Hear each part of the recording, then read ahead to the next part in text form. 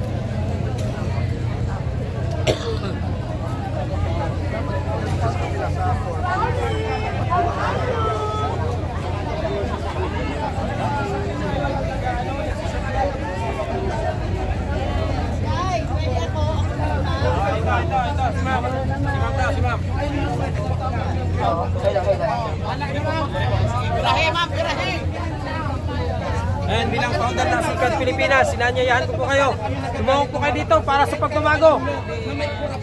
Lutasin natin ang problema ng ating bansa. Isuka natin ang buhaya. Kahit yung mga anak nyo, ninanakawan. Alam nyo, mga anak nyo, sinusuong sa baha. Pagod na siya eh. Sabi doon, mag-ingat kayo. Pagod na siya sa kawatan. Pagod pa na siya eh. May mga tao dahil gusto magkaban ng salapi.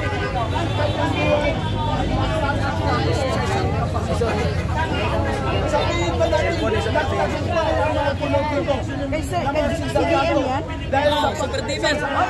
Pagod na lang, pagod. pero sa mga sagsisagato, Lakad lang daw kasi siya.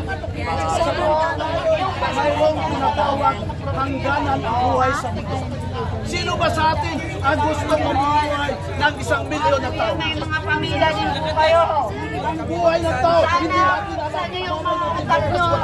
Huwag kayong huwag kayong Pagod na, kaya nakahiga. sa mga taong nasa loob. Kasi kahit ano ba ang mangyari sa inyo dito, wala kung namamalay.